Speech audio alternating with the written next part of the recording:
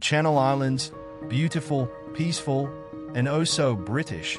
Well, except for that time during World War II when they weren't. Yep, we're talking about the only part of Britain that the Nazis actually managed to occupy. It's a little-known chapter of history, but it's fascinating, and honestly, a bit bizarre.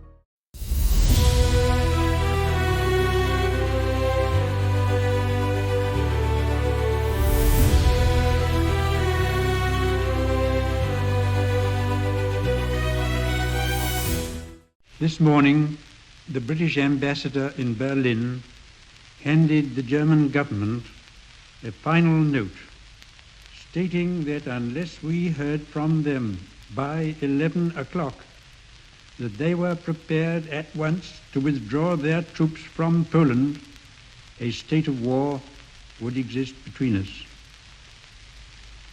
I have to tell you now that no such undertaking has been received, and that consequently this country is at war with Germany.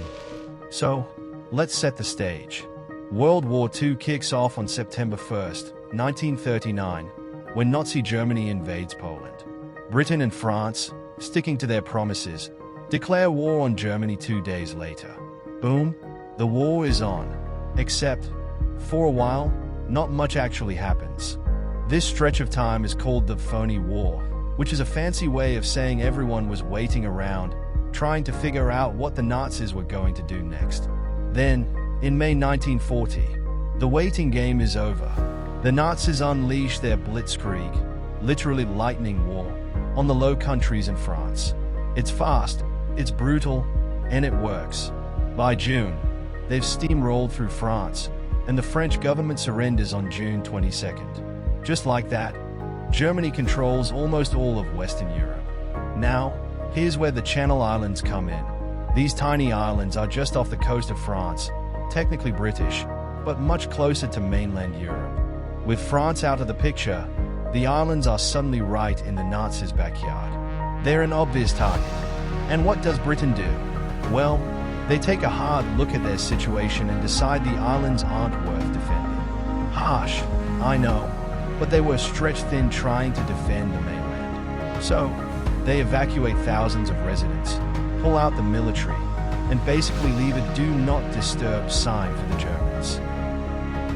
So, here's the deal. The Channel Islands, Jersey, Guernsey, Alderney, and Sark are these little islands in the English Channel, much closer to France than mainland Britain. When France fell to the Nazis in 1940, the islands were suddenly in a very awkward position. They were right in the path of Hitler's advancing army, and the British government basically said, you know what? Not worth it. They decided not to defend the islands. They demilitarized them, evacuated thousands of residents, and left the rest to fend for themselves. Imagine being the person who stayed behind, watching the last ship leave and thinking, well, this is going to be fun. By June 30th, 1940, the Nazis rolled in. No resistance, no battle. Just a bunch of German soldiers strolling onto the islands like they were checking into a seaside resort. Guernsey and Jersey were occupied first, then Alderney and Sark. And the locals? They were not thrilled. I mean, who wants their summer ruined by an army of uninvited guests? The Germans didn't just occupy the islands, they turned them into fortresses. They built bunkers, gun emplacements, and even underground hospitals. They were so determined to hold onto these little islands that they poured tons of resources into them. And get this, a lot of those fortifications are still standing today. If you visit, you can tour the bunkers and see the underground hospital. It's like a weird mix of history lesson and extreme DIY project. But life under occupation was no picnic. Food shortages, strict curfews, and a whole bunch of rules made everyday life miserable. Listening to the BBC? Banned. Speaking out against the Nazis? Definitely banned. And Alderney? That place was a nightmare. The Nazis set up 4 labor camps there, and prisoners were forced to work under brutal conditions. Over 700 people died. It's a dark part of the story that often gets overlooked. That said, the islanders weren't completely helpless. They found clever ways to resist, hiding radios, sabotaging equipment, and passing secret messages. Small acts of defiance that showed they weren't going down without a fight. Finally, in May 1945, the war ended, and the Channel Islands were liberated.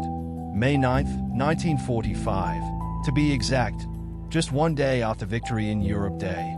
The Germans surrendered without a fight, and the Union Jack was raised again.